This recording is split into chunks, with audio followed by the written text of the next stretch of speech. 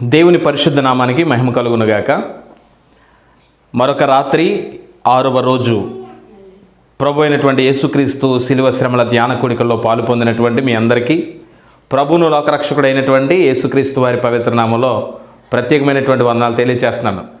ఈ సమయంలో దేవాతి దేవుని నామ మహిమార్థమై జరుగుతున్నటువంటి కూడికల్లో పాలు పొందుతున్నటువంటి మీ అందరికీ క్రీస్తు పేరట ప్రత్యేక వందనాలు తెలియజేస్తున్నాను. ఆయన నామానికి మహిమ కలుగునుగాక. ఆమేన్. ప్రియమైనటువంటి దేవుని వారలారా, ప్రతిరోజు క్రమం తప్పకుండా ఎంతో ఆసక్తితో భయముతో దేవుని యొక్క సన్నిధిని అనుభవిస్తున్నటువంటి మీ అందరికీ క్రీస్తు పేరట ప్రత్యేకమైనటువంటి శుభాలు తెలియజేస్తూ ఉన్నాను. ప్రతిరోజు కూడా జరుగుతున్నటువంటి ఈ కార్యక్రమాల్లో ఈ లైవ్ ప్రోగ్రామ్స్ ద్వారా కూడా మీరు మాతో కలిసి కనెక్ట్ అవుతున్నందుకు ప్రత్యేకంగా క్రీస్తు పేరట వందనాలు తెలియజేస్తూ ఉన్నాను. ఇదే గనక మీరు మొదటిసారిగా లైవ్ని గనక చూస్తూ ఉన్నట్లయితే ఖచ్చితంగా మన ఛానల్ మీరు సబ్స్క్రైబ్ చేసుకోండి. కింద ఉన్నటువంటి సబ్స్క్రైబ్ బటన్ మీద క్లిక్ చేయండి. ప్రక్కనే ఉన్నటువంటి గంట ఐకాన్ కూడా మీరు క్లిక్ చేసినట్లయితే చక్కగా మా నోటిఫికేషన్స్ ఎప్పటికప్పుడు అవి మీకు అందించబడతాయి. సో ఖచ్చితంగా మీరందరూ కూడా వీటిలో పాలు పొందాలని ప్రభు పేరట తెలియచేస్తూ ఉన్నాను. నిన్నటి ప్రశ్నకు సమాధానాన్ని మనం చూస్తే ప్రతిరోజు కూడా ఒక క్విజ్ మనం ఇచ్చుకుంటూ ఉన్నాం కాబట్టి నిన్న ప్రశ్నకు సమాధానాన్ని మనం ఆలోచన చేస్తే నిన్న అడిగినటువంటి ప్రశ్న దానికి సమాధానం యాకోబు గారు, అనగా ఇశ్రాయేలుగా పిలువబడినటువంటి యాకోబు గారు దానికి ఆన్సర్గా కనబడతా ఉంది. ఎందుకనంటే ఆయన రిలేషన్షిప్ బ్రేక్ అయిపోయింది, అన్నయ్యతో తన రిలేషన్షిప్ బ్రేక్ అయిపోయింది. అతడు చేశాడు ఎన్నో జిమ్మిక్కులు, అంటే చాలా జిమ్మిక్కులు చేశాడు. అయినప్పటికీ కూడా ఆ జిమ్మిక్కుల ఏటిలో కూడా తను సాధించలేకపోయాడు. ఆ తర్వాత ఎబ్బోకు రేవు దగ్గర తన కాలు ఫ్రాక్చర్ అయిపోయింది. ఆ తర్వాత నుంచి తన పేరు మారిపోయింది. ఇక మీదట నువ్వు యాకోబుగా పిలువబడవు కానీ ఇక మీదటి నుంచి నువ్వు ఇశ్రాయేలుగా పిలువబడతావని చెప్పి దేవుడు తన పరిస్థితిని మార్చేశాడు. అందుకే ఆ ప్రశ్న అడిగాం. సరైనటువంటి సమాధానాలు చెప్పినటువంటి మీ అందరికీ క్రీస్తు పేరట ప్రత్యేక వందనాలు తెలియజేస్తున్నాను. మీ అందరి పేర్లు రాసుకుంటా ఉన్నాం. మీ అందరికీ చక్కగా లక్కీ డిప్లో మేము దాన్ని తీయడానికి సిద్ధపడతా ఉన్నామని ప్రభు పేరట తెలియజేస్తూ ఉన్నాను. అలాగనే ఈరోజు మీ ప్రశ్న,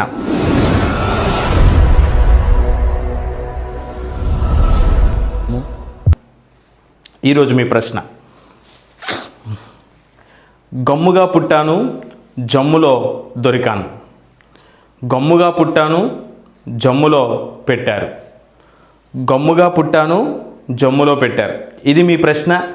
దీనికి సరైనటువంటి సమాధానాన్ని కామెంట్ రూపంలో కానీ లేదా మా క్రింద మా వాట్సాప్ నెంబర్ మీకు కనిపిస్తూ ఉంది 9704260053. ఆ వాట్సాప్ నెంబర్కి మీరు షేర్ చేసినా పర్వాలేదు. ఖచ్చితంగా మీ ఆన్సర్ మాకు తెలియచేయండి, లైక్ చేయండి, సబ్స్క్రైబ్ చేసుకోండి. మీ ఆన్సర్ మీరు స్క్రీన్ షాట్ తీసి మాకు పంపించినట్లయితే ఖచ్చితంగా వాటన్నిటిని మేము పరిగణనలోకి తీసుకుంటామని ప్రభు పేర తెలియజేస్తున్నాను. మంచిది. ఈ దినముకైనటువంటి దేవుని వాక్యాన్ని ఆలోచన చేద్దాం. ఈ రోజుకై ఏర్పాటు చేసుకున్నటువంటి లెంట్ షీట్లో మనకి ఇవ్వబడినటువంటి ధ్యాన వాక్యం ఏంటి అంటే, ఈ దినము 28వ తారీఖు 2వ నెల మంగళవారం, మనసు మార్చుకో అనేటువంటి అద్భుతమైనటువంటి మాట మనకు కనబడుతుంది. మనసు మార్చుకో. రోమాపత్రిక 12వ అధ్యాయం 1 నుంచి 2 వచనాలు దీనికి సంబంధించినటువంటి లేఖన వాక్యాలుగా మనం చూస్తూ ఉన్నాం. ఒకసారి మీ దగ్గర ఉన్నటువంటి పరిశుద్ధ గ్రంథాలు తిరగేయండి. రోమా పత్రిక, అపోస్తులైనటువంటి పౌలు రోమిలికి రాసినటువంటి పత్రిక 12వ అధ్యాయము 1-2 వచనాలు చదువుతున్నాను. బైబిల్ గ్రంథాలు ఉన్నటువంటి వారు ప్రతి ఒక్కరూ తీసి చూడాలని ప్రేమతో తెలియజేస్తున్నాను. కాబట్టి సహోదరులారా, పరిశుద్ధమును దేవునికి అనుకూలమైనటువంటి సజీవ యాగముగా మీ శరీరములను ఆయనకు సమర్పించుకునుడని దేవుని వాత్సల్యమును బట్టి మిమ్మను బతిమాలుకొనుచున్నాను. ఇట్టి సేవ మీకు యుక్తమైనది. ఈ పాయింట్ బాగా అండర్లైన్ చేయండి. మీరు ఈ లోక మర్యాదను అనుసరింపక ఉత్తమమును అనుకూలమును సంపూర్ణమైన ఉన్న దేవుని చిత్తమేదో పరీక్షించి తెలుసుకున్నట్లు మీ మనస్సు మారి నూతన మొగట వలన రూపాంతరము పొందుడి. దేవునికి మహిమ కలుగునుగాక. ప్రియమైన దేవుని వర్లరా, ఈ లోక మర్యాదను అనుసరింపక ఉత్తమమును అనుకూలమునైనటువంటి దేవుని చిత్తాన్ని మీరు అనుసరించి నడుచుకునేలాగున సంపూర్ణమైనటువంటి ప్రకారంగా దేవుని చిత్తం ఏదో పరీక్షించి తెలుసుకున్నట్లు మీ మనస్సు మారి నూతనమైనటువంటి ఒకటి వలన రూపాంతరం పొందుడని వాక్యంలో కనబడతా ఉంది. ప్రపంచానికి అసలు బైబిల్ ఇస్తుంది ఏంటి? బైబిల్కి ఉన్నటువంటి గొప్ప ఔన్నత్యం ఏమిటి అని ఆలోచన చేస్తే బైబిల్లో అనేకమైనటువంటి అద్భుతమైనటువంటి సంగతులు రాయబడి ఉన్నాయి. ఎందుకు? బైబిల్ని అద్భుతంగా పరిశుద్ధాత్మని ద్వారా రాయించబడినటువంటి ఏకైక దివ్యరాజ్య గ్రంథం బైబిల్. మీకు తెలుసు కదా, మనం చదువుతున్న, మనం పవిత్ర గ్రంథంగా కొలుస్తున్నటువంటి పరిశుద్ధ గ్రంథం ఇప్పటికీ దాదాపుగా 3 సార్లు ద గిన్నీస్ బుక్ ఆఫ్ రికార్డ్లో నమోదయ్యిందంటే అది అద్భుతమైనటువంటి విషయం. బైబిల్లో రాయబడిన ప్రతి మాట చాలా విలువైనటువంటిది. మనిషిని, మనస్సుని మార్చేటటువంటి ప్రతి మాట ఉంది. మనసు మారితేనే మన జీవితాలు ఆశీర్వాదకరంగా ఉంటాయని వాక్యం తెలియచేస్తుంది. పరిశుద్ధ గ్రంథం 40 మంది ప్రవక్తల చేత నానా సందర్భాలలో, ఆయా సందర్భాలలో, ఆయా వ్యక్తుల చేత, ప్రవక్తలైనటువంటి 40 మంది చేత రాయించబడినటువంటి పరిశుద్ధాత్మని లేఖనమే ఇది. చరిత్ర తెలియచేస్తుంది, భౌగోళిక నైసర్గిక స్వరూపాలు తెలియచేస్తూ ఉన్నాయి. మానవుడు ఏ విధంగా బ్రతకాలో, అసలు నిత్యత్వం అంటే ఏంటో అనేకమైనటువంటి సంగతులు బైబిల్లో ఉన్నాయి. అయితే ఈ రాత్రి అపోస్తులైనటువంటి పౌలు గారు రోమాపత్రికతో మాట్లాడుతూ అంటున్నారు, మీరు లోక మర్యాదను అనుసరించడం కాదు కానీ, లోకంలో ఉన్న వాటిని మీరు అనుసరించడం కాదు కానీ, లోకంలో ఉన్న మూఢనమ్మకాలని, వాటిని ప్రేమించడం లేదా వాటిని అనుసరించడం కాదు కానీ, రూపాంతరం చెంది దేవుని పోలికలోనికి మీరు నడవాలి. రూపాంతరం చెంది దేవుని సంబంధమైనటువంటి విషయాల్లో మీరు ఉండాలని వాక్యంలో అపోస్తులైనటువంటి పౌలు గారు మాట్లాడుతూ ఉన్నారు. మనసు మారాలి అని తెలియచేస్తూ ఉన్నారు. ఏమండి? మనసు మార్చేటటువంటిదే పరిశుద్ధ గ్రంథం. ఈనాడు అనేక మంది ఈ పరిశుద్ధ గ్రంథాన్ని నానా రకాలైనటువంటి మాటలు అంటూ ఉన్నారు. ఇది మతం మార్చేటటువంటి గ్రంథం కాదు. ఇది మతాన్ని మార్చేటటువంటిది క్రైస్తవ్యం కాదు. నీలో ఉన్నటువంటి మనసును మార్చేదే ఈ గొప్పదైనటువంటి గ్రంథం. నీ మనసును మార్చి నిజమైనటువంటి వ్యక్తిగా సమాజానికి చూపించేదే ఈ గ్రంథమై ఉందని ప్రభు పేరట నేను తెలియచేస్తూ ఉన్నాను. మీకు తెలుసు కదా, రోమాపత్రిక 8:5-6 వచనాల్లో ఏమనుంటుందో తెలుసా? శరీర సంబంధులు శరీర విషయముల మీద మనసును ఉంచుతారు, ఆత్మ సంబంధులు ఆత్మ విషయముల మీద మనసు ఉంచుతారని వాక్యం తెలియచేస్తూ ఉంది. మిత్రమా, నువ్వు మనసును మార్చుకోవాలని ఆలోచన చేస్తున్నటువంటి ఈ తరుణంలో, ఈ లెంట్లో ఈ 6వ దినమునున్నటువంటి నీవు 6వ రోజు మనకు ఏర్పాటు చేసుకున్నటువంటి మాటను ఆలోచన చేస్తే, శ్రమ దినమున, ఏమండి, శరీర సంబంధమైనటువంటి వారు శరీర సంబంధమైనటువంటి విషయాలు ఆలోచన చేస్తారట. ఆత్మ సంబంధమైనటువంటి వారు ఆత్మ సంబంధమైనటువంటి విషయాలను ఆలోచన చేస్తారు. శరీరానుసారమైనటువంటి మనసు మరణము, ఆత్మానుసారమైనటువంటి మనసు జీవమునై ఉన్నదని వాక్యంలో మనకు కనబడతా ఉంది. మిత్రమా, ఏ మనసు నువ్వు కలిగి ఉన్నావు? శరీర సంబంధమైనటువంటి మనసా, ఆత్మ సంబంధమైనటువంటి మనసా?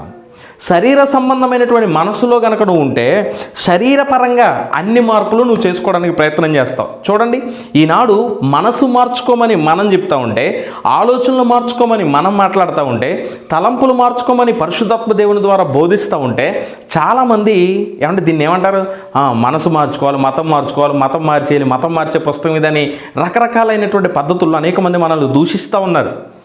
వాట్ ఎవర్ ఇట్ మేబీ, ఏదైనా కానివ్వండి, అదేదైనా కానివ్వండి, ఇది మతం మార్చేటటువంటి పుస్తకం కాదు, మతాన్ని మార్చుకునేటటువంటిది కాదు. కానీ క్రైస్తవ్యం అనేటువంటిది మనసు మార్చుకునేటువంటిది.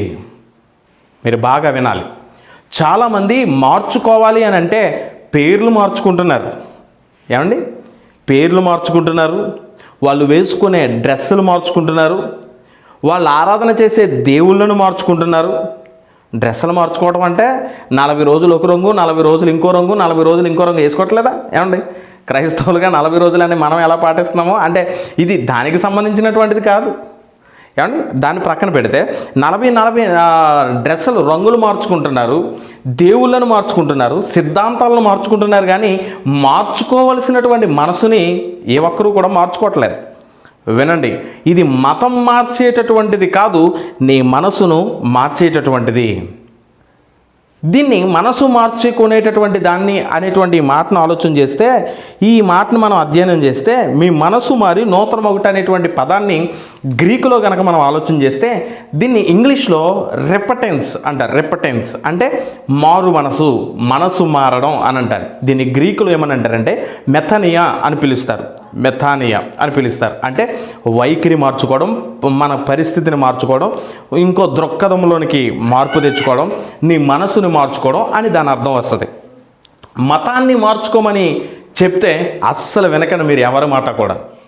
ఇది మతాన్ని మార్చుకోమని చెప్పే బోధ అయితే కాదు, నీ మనసును మార్చుకునేటటువంటి బోధ, సత్యాన్ని అనుసరించమని చెప్పేటటువంటి బోధ. ప్రతి ఆలోచన క్రీస్తుకు లోబడేలా చేసుకోవాలని తెలియచేస్తూ ఉన్నాడు దేవుడు. ప్రతి ఆలోచన, నీ మనసులో వస్తున్న ప్రతి ఆలోచన, 2 కొరింథీయులకు రాసినటువంటి పత్రిక 10వ అధ్యాయం 5వ వచనం, అక్కడ ఏముంటుందంటే ప్రతి ఆలోచన, ప్రతి ఆలోచన, ప్రతిక్రియ నీకు ఎలా ఉండాలో తెలుసా? నీ క్రీస్తుకి, నీ ప్రతి ఆలోచన క్రీస్తుకు లోబడేలా చేసుకోవాలనేటువంటి మాట కనబడుతూ ఉంటుంది అక్కడ. ఏమండి, అసలు మన మనసును మార్చుకోవాలి మనం ఖచ్చితంగా. సత్యాన్ని అంగీకరించగలగాలి. ఏంటి సత్యము? యేసుక్రీస్తు ప్రభువారు పరలోకము నుండి నీ కోసం దిగి వచ్చినటువంటి దేవుడు అనే సత్యాన్ని నువ్వు గమనించాలి. ఏ మానవుడు చేయలేనటువంటి బహుబలమైనటువంటి కార్యం, శిలువ మరణమును నీ కొరకు ఆయన చేసినటువంటి దేవుడు, శిలువ కార్యాన్ని జరిగించినటువంటి దేవుడు, మరణశిక్షను నీ బదులుగా ఆయన తన మీద వేసుకున్నటువంటి దేవుడు. నువ్వు చేసిన ప్రతి పాపాన్ని ఆయన భుజాల మీద వేసుకున్నాడు. కళ్ళతో చేసిన పాపాన్ని ఆయన తనపైన వేసుకున్నాడు. నువ్వు చేతులతో చేసిన పాపాన్ని ఆయన తన చేతులకి ఇచ్చుకున్నాడు. సమస్తము ఏది జరిగినా ఆయన తన మీద వేసుకొని నీకు మనసు మారే విధంగా ప్రయత్నించి చేసినటువంటి గొప్ప దేవుడు ఆయన. సమాధి చేయబడ్డారు, మృత్యుంజయుడే తిరిగి లేపబడ్డారు, సజీవుడికి ఈ లోకంలో జీవించినటువంటి దేవుడు నేను ప్రకటిస్తున్నా, మీరు ఆరాధన చేస్తున్న మన దేవుడు యేసుక్రీస్తు ప్రభువు. తెలుసు కదా, సమాజంలో చాలామంది మతం మార్చేస్తున్నారు. అది వదిలిపెట్టేయండి. నీ మనస్సును మార్చేటటువంటిదే యేసుక్రీస్తు ప్రభువారి యొక్క బోధ, యేసే బోధ. ఎలా మార్చాలి అసలు? ఏమండి, ఎలా మనసు మారుద్ది అని ఆలోచన చేస్తే, అసలు మనస్సు మారినటువంటి పద్ధతులు ఈ లోకంలో కనుక మనం ఆలోచన చేస్తే ఎంతమంది ఉన్నారు చెప్పండి? మనస్సు మారలేనటువంటి స్వభావం కలిగినటువంటి వారు ఎంతోమంది. యేసయ్య మాట విన్న తర్వాత మంచివారిగా మారిపోయినటువంటి వారు ఉన్నారు. అనేక సాక్ష్యాలు యేసు కృపాలయం ప్రార్థన మందిరం ద్వారా లేదా నాకు పరిచయమైనటువంటి వారిని బట్టి నేను చెప్పగలను. ఎన్నో సాక్ష్యాలు మీ ముందు నేను ఉంచగలను. యేసయ్యని నమ్ముకున్న తర్వాత పూర్వం అలాంటి వాళ్ళమి, కానీ ఇప్పుడు యేసు ప్రభుని నమ్ముకొని చాలా అద్భుతంగా మేము ఉన్నామనేటువంటి సజీవ సాక్ష్యాలు ఎన్నో మన సంఘంలోనే, మన ప్రాంతంలోనే, మన కళ్ళెదురుగుండా ఉన్నటువంటి వారు ఉన్నారు. మీ అందరూ ఎదిగినటువంటి వారే. సమస్తము ఏమండి, పూర్వము అక్రమాలు చేసేవారు, పూర్వము దొంగతనాలు చేసేవారు, పూర్వము పాప వ్యసనాలతో కలిగి ఉన్న, పూర్వము తల్లిదండ్రులను మోసం చేసిన వాళ్ళు, లేకపోతే తల్లిదండ్రులను చంపేసినటువంటి వారు, ఏమన్నా ఎన్నో రకాలైనటువంటి బ్రతుకులున్న ఆ బ్రతుకును మార్చింది యేసుక్రీస్తు ప్రభువారు. మారడం అంటే అదేనండి, మనసు మారడం అంటే అదే. బ్రతుకును మార్చుకోవడమే మనసు మారడం అంటే. మారిపోవడం అంటే మతంలోనికి వచ్చేమని నేను చెప్పట్లా. నీ మనసును మార్చుకొని పవిత్రుడిగా, నిర్దోషిగా, నిష్కలంకిగా, దేవునికి ఇష్టమైనటువంటి కుమారుడిగా బ్రతకగలిగితే అది అద్భుతమైనటువంటి సందర్భం కదా. అసలు మారాలంటే నేనేం చేయాలండి పాస్టర్ గారు? అసలు మనసు మారాలంటే ఎలాగండి? నా మనసు ఎక్కడికి వెళ్ళినా మారదండి, అసలు నేను మారగలనా అని అంటే ఖచ్చితంగా తెలియచేస్తున్నాను. నీ మనసును మార్చేది ఎవ్వరి వల్ల కాదు, కానీ నేను ప్రకటిస్తున్నా, నేను ఆరాధన చేస్తున్నా నా యేసే వల్ల మాత్రం అవుద్ది. దేవుడికి స్తోత్రం చెప్పండి. హల్లెలూయా. కీర్తనల గ్రంథం 1వ అధ్యాయం 1వ వచనం నుంచి కొన్ని మాటలు ఉంటాయి అక్కడ. మనసు మారాలంటే ఏం చేయాలో తెలుసా? దుష్టుల ఆలోచన చెప్పున నడవక, పాపుల మార్గమును నిలవక, అపహాస్యకులు కూర్చుండు చోటను కూర్చుండొద్దు. ఇది చేయగలిగితే సరిపోద్ది. నీ మనసు మారాలి అంటే ఏంటి అక్కడ? దుష్టుల ఆలోచన చెప్పున నడువక. ఫస్ట్ పాయింట్ అదే. దుష్టుల ఆలోచన చెప్పున నడవకూడదు. నీ ఫ్రెండ్స్ ఎవరో ఉంటారు, ఏదో చెప్తారు, దాని ప్రకారం చేసేయమంటారు, నువ్వు అలా చేసేయగలిగితే ఇంకా వాళ్ళతో సమానం అయిపోయినట్టే కదా. దుష్టుల ఆలోచన చెప్పున నడవక, పాపుల మార్గమున నిలవక, అపహాసకులు కూర్చుండే చోటను కూడా నువ్వేం చేయకూడదు? కూర్చోకూడదు. కీర్తనల గ్రంథం 1వ అధ్యాయం 1వ వచనం అదే చెప్తుంది. నీ మనసు మారాలంటే మొదట ఖచ్చితంగా కొంతమంది మాట వినడం మానేయాలి నువ్వు. దుష్టుల ఆలోచన, వారు చెప్పే చెడ్డ ఆలోచనలన్నీ వినటం మానేస్తే హ్యాపీగా ఉంటుంది నీ బ్రతుకు. పాపుల మార్గమున నిలువక, పాపం చేసే వాళ్ళతోటి నువ్వు పాపం చేయక్కర్లేదు, వాళ్ళ పక్కన నుంచి ఉంటే సరిపోద్ది, ఆటోమేటిక్గా నువ్వు కూడా ఏమైపోతావు? పాపి అయిపోతావు. కానీ పాపుల మార్గాన్ని నిలవకూడదు. అపహాస్యకులు కూర్చుండు చోటన కూర్చుండక. అపహాసం చేసేవాళ్ళు ఉంటారు, రోడ్డు మీద ఎవరైనా వెళ్తూ ఉంటే వాళ్ళని కామెంట్ చేసేవాళ్ళు ఉంటారు, ఎవరైనా రోడ్డు మీద నడుచుకొని వెళ్తుంటే వాళ్ళని చూసి ఎగతాళి చేసేవాళ్ళు ఉంటారు. ఈనాడు జబర్దస్త్ షోలు, లేకపోతే అనేకమైన హాస్య సంబంధమైనటువంటి షోలు వచ్చినాయి అంటే వాటన్నిటిని మనం చూసి చాలామంది చూసి నవ్వుతూ ఉంటారు, చాలా సంబరపడిపోతారు. ఇది ఈ ప్రోగ్రామ్ అండి, ఖచ్చితంగా చూడాలండి పాస్టర్ గారు, ఖచ్చితంగా ఈ ఎపిసోడ్ చూడాల్సిందే అంటారు. ఏముంటుంది ఇంతకీ దానిలో? ఏమంటే ఒకడు బాధపడతా ఉంటే ఆయన చూసి మిగతా వాళ్ళందరూ నవ్వుతూ ఉంటే అది కామెడీయా? మనసు మారినట్టు అది. మనం ఇతరులను కించపరిచి ఒక వ్యక్తిని, అందరిలో ఓ 10 మంది ఉంటారు అక్కడ, ఆ 10 మందిలో ఓ వ్యక్తిని ఫూల్ని చేస్తారు. ఆ వ్యక్తిని ఫూల్ చేసి వీళ్ళందరూ ఆడి మీద సెటైర్లు డైలాగులు వేస్తూ ఉంటే అది చూసి భలే పడ్డా ఇడికి డైలాగులు, లేకపోతే అలాగని చెప్పి మనం నవ్వుకుంటూ ఉంటాం. అది కామెడీ ఏంటి కదా? అది కామెడీ కాదు కదా. సో మనసు మారాలి అంటే అపహాస్యకులు కూర్చుండే చోట నువ్వు కూర్చోకూడదు, పాపుల మార్గాన్ని నువ్వు నిలబడకూడదు, దుష్టుల ఆలోచన చెప్పున నడవడానికి వీల్లేదు. మరేం చేయాలి? యెహోవా ధర్మశాస్త్రమును దివారాత్రము ధ్యానించి దాన్ని ధ్యానించేటటువంటి వాడు ధన్యుడు. యెహోవా ధర్మశాస్త్రమును ధ్యానించువాడు దివారాత్రము ధ్యానిస్తే గనక నీకు ధన్యత. అప్పుడు నీ మనసు మారుద్ది. చదివితేనే మారుద్ది మనసు. చదవమన్నా మన కథ చెప్పి ఇష్టం వచ్చినటువంటి వాటి చదవడం కాదు. దేవుని వాక్యాన్ని నువ్వు చదివితే అద్భుతంగా ఫలితం ఉంటుంది. దేవునికి స్తోత్రం చెప్పండి. ఫిలిప్పీయులకు రాసిన పత్రిక 2:5 ఉంటుంది, క్రీస్తు యేసునకు కలిగిన ఈ మనసును మీరును కలిగి ఉండండి అని ఉంటుంది. మనసు మారిన తర్వాత ఇంకా నీ మనసు ఎలా ఉంటుంది తెలుసా? యేసయ్య లాంటి మనసు వచ్చేస్తుంది నీకు. అప్పుడు ఏం చెప్పాలో తెలుసా? నేను యేసు ప్రభు లాంటి మనసు కలిగినటువంటి వాడిని. క్రీస్తు యేసునకు కలిగిన ఈ మనసును మీరును కలిగి ఉండని వాక్యంలో కనబడతా ఉంది. ఫిలిప్పీయులకు రాసిన పత్రిక 4:8 ఏమంటుంది తెలుసా? మనుషుడా, ఏది ఉత్తమమో, ఏది నిజమో, ఏది మాన్యమైనవో, ఏది న్యాయమైనవో వాటిని నువ్వు పరిశీలించి వాటిని నీ మనసులో ఉంచుకో, భద్రంగా ఉంచుకొని ఉంటుంది వాక్యంలో. మిత్రమా, మంచి విషయాలు, మనసును మార్చుకునే విషయాలు నీకు ఈ రాత్రి బోధిస్తూ ఉన్నాను. నీ మనసును మార్చుకోవడానికి ప్రయత్నం చేయి. నువ్వున్న పరిస్థితి ఎలాంటిదైనా, నువ్వున్న సిచ్యువేషన్ ఎలాంటిదైనా, కఠిన ఘోరమైనటువంటి పాపి పరిస్థితుల్లో నువ్వు ఉన్నా, నిన్ను ఇంకా ఎవ్వడు బాగు చేయలేడు అనేటువంటి పద్ధతిలో నువ్వు ఉంటే, ఈ రాత్రి మాటలు నువ్వు వినబడుతున్నప్పుడు ఒకసారి దేవునికి నీ మనసు ఇవ్వడానికి ఎందుకు చోటు ఇవ్వకూడదు? దేవునికి నీ మనసు ఇవ్వడానికి ఎందుకు అవకాశాన్ని ఇవ్వకూడదు? ఈ రాత్రి ఒక చిన్న ప్రార్థన, ఒక చిన్న తీర్మానపు ఒప్పుకోలు ప్రార్థన నువ్వు చేస్తే దేవుడు ఖచ్చితంగా నీ కుటుంబాన్ని, నిన్ను ఆశీర్వదిస్తాడు. మనసు మార్చుకుంటేనే నువ్వు ఆశీర్వాదకరంగా ఉంటావు. మనసు మారలేనంతసేపు ఎన్ని భక్తి వేషాలు వేసినా, ఎన్ని భక్తి పనులు చేసినా అవన్నీ జీరోగానే కనబడతాయి. మారు మనసు పొందినటువంటి వారు మారు మనసు పొందిన ఫలాలు కనపడాలని వాక్యంలో కనబడుతుంది. చేంజ్ కనిపించాలి, చేంజ్ అనేటువంటిది కనిపించాలి. నీ జీవితంలో మార్పు కనబడతా ఉందా? సరైనటువంటి మనసును మార్చుకోగలిగావా? గడిచిన కొన్ని సంవత్సరాల నుంచి దేవుని దగ్గరికి వస్తూ ఉన్నావు, ఎన్నో సంవత్సరాల నుంచి దేవుళ్ళు ఎదుగుతున్నావు. సండే స్కూల్ అనుభవంలో నుంచి ఉన్నావు నువ్వు ఇక్కడ. 20 సంవత్సరాలు, 30 సంవత్సరాలు, 10 సంవత్సరాలు, లేదా ఒక సంవత్సరం క్రితం నుంచి నువ్వు దేవుని దగ్గర ఉన్నావు. నువ్వు దేవుని దగ్గరకు వచ్చినప్పటి నుంచి ఎప్పటి వరకు నీ గ్రోతింగ్ ఎలా ఉంది? మనసు మారినటువంటి పరిస్థితి అంటే ఖచ్చితంగా నువ్వు ఎవరిలా ఉండాలి? యేసు ప్రభు లాంటి మనసు నీకు ఉండాలి. మరి యేసు ప్రభు లాంటి కలిగిన ఈ మనసును నువ్వు కలిగి ఉన్నావా? ఫిలిప్పీ పత్రిక 2:5 ప్రకారంగా. మరి వాక్యమేమో క్రీస్తు యేసుకు ఉన్న ఈ మనసును మీరు కలిగి ఉండండి అని చెప్తుంటే, 10 సంవత్సరాలు అయిపోయినా, 20 సంవత్సరాలు అయిపోయినా, సంవత్సర కాలం అయిపోయినా దేవుని నమ్ముకున్న నీలో ఇంకా మనసులో మార్పు రాలేదంటే మరి దాని గురించి ఖచ్చితంగా దేవుడు తీర్పులోనే నిన్ను తీసుకొస్తాడు కదా.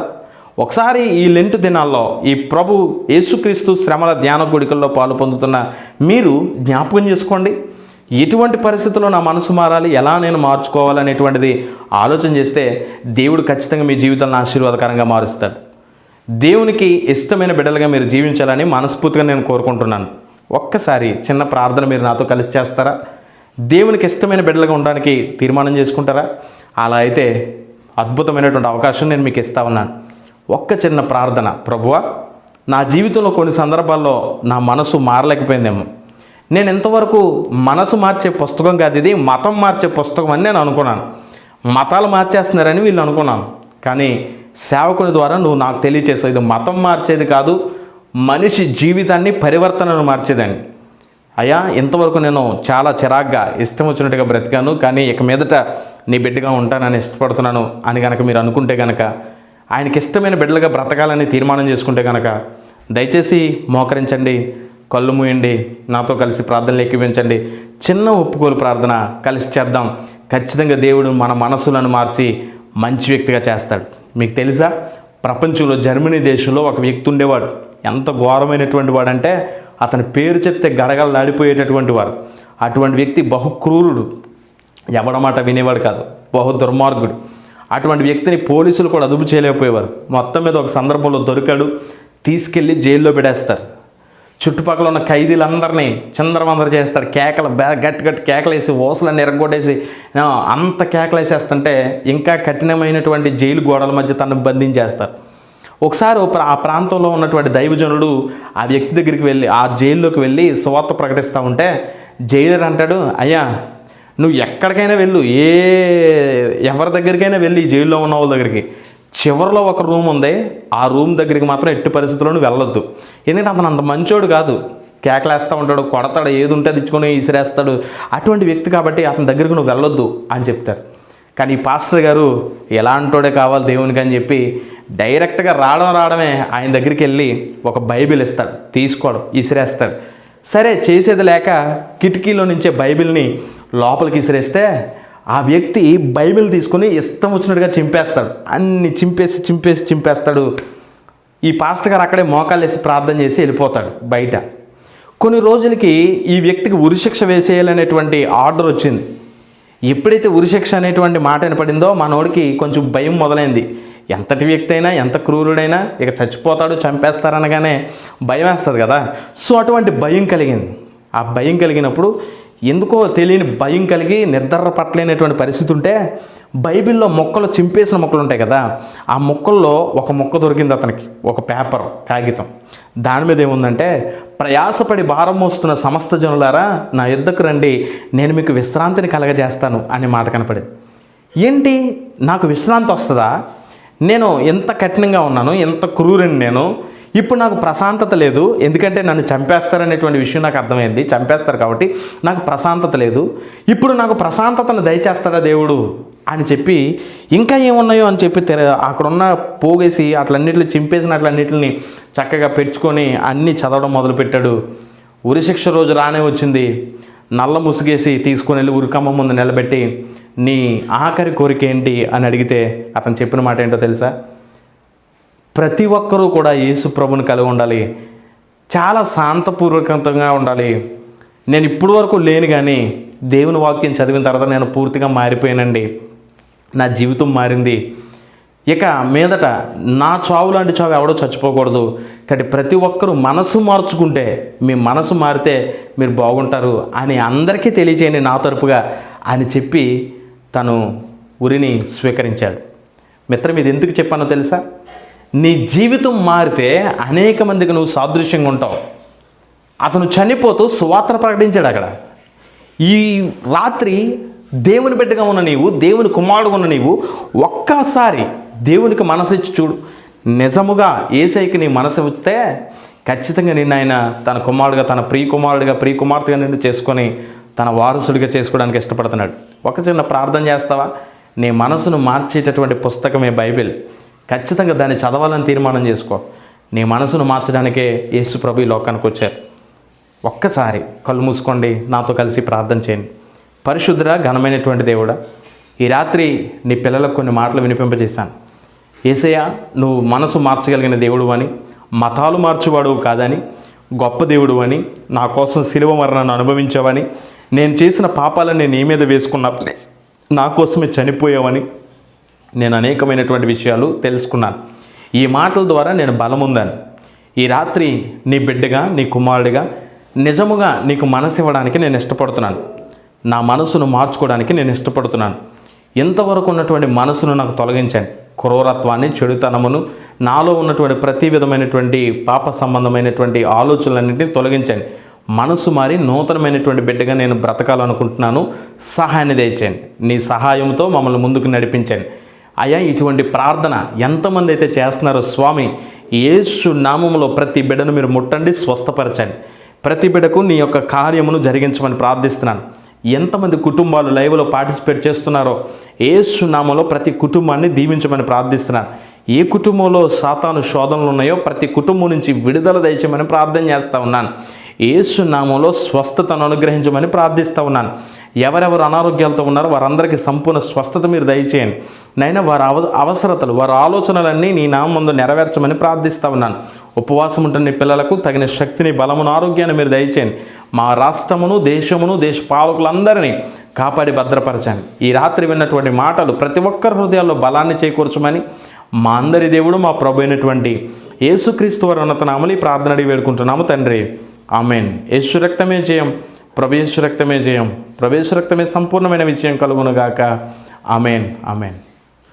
Praise the lord.